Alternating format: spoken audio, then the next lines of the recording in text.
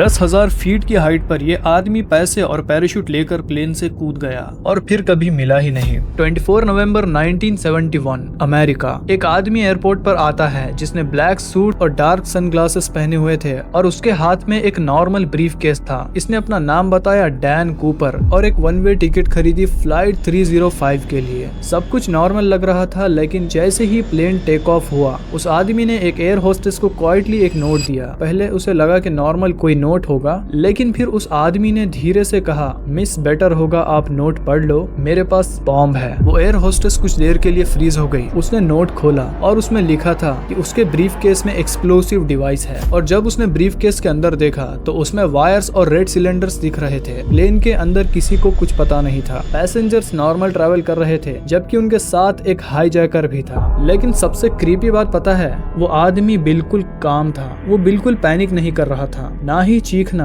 ना ही गन दिखाना और ना ही कोई एग्रेशन। कामली बॉर्बन ड्रिंक कर रहा था, जैसे उसने सब कुछ पहले से ही प्लान कर रखा हो। फिर उसने अपनी डिमांड्स बताई, $2 लाख कैश, 2 पेयर पैराशूट्स और एक रेडी फ्यूल ट्रक। और अगर डिमांड्स पूरी नहीं हुई तो वो प्लेन को उड़ा देगा। FBI को समझ आ गया कि ये आदमी मजाक नहीं कर रहा। प्लेन को सिएटल लैंड करवाया गया और शॉकिंगली अथॉरिटीज ने उसकी सारी डिमांड्स मान ली। पैसे और पैराशूट प्लेन में ला दिए गए। फिर उस आदमी ने सारे पैसेंजर्स को रिलीज कर दिया और अब सिर्फ क्रू मेंबर्स ही प्लेन में बचे। उसने पायलट्स को दोबारा टेक ऑफ करने के लिए ऑर्डर दिया, लेकिन इस बार मैक्सिको की डायरेक्शन में। रात हो चुकी थी, बारिश हो रही थी और प्लेन के बाहर फ्रीजिंग कोल्ड हवा चल रही थी। नीचे सिर्फ जंगल ही नहीं थे, खतरनाक तूफान और फ्रीजिंग डार्कनेस भी थी। और क्रू कॉकपिट में लॉक था और पीछे वो आदमी अकेला बैठा हुआ था, पैसे के बैग्स और पैराशूट्स के साथ। फिर अचानक प्लेन के रेयर स्टेयर्स खुलने लगे। पायलट्स पैनिक हो गए क्योंकि 10,000 फीट की हाइट पर स्टॉर्म्स के बीच कोई आदमी प्लेन का डोर खोल रहा है। और कुछ ही सेकंड्स बाद वो आदमी हवा में जंप कर गया उस तूफान भरी रात में जंगल के ऊपर। और फिर वो कभी नहीं मिला, ना ही उसकी डेड बॉडी, ना ही पैराशूट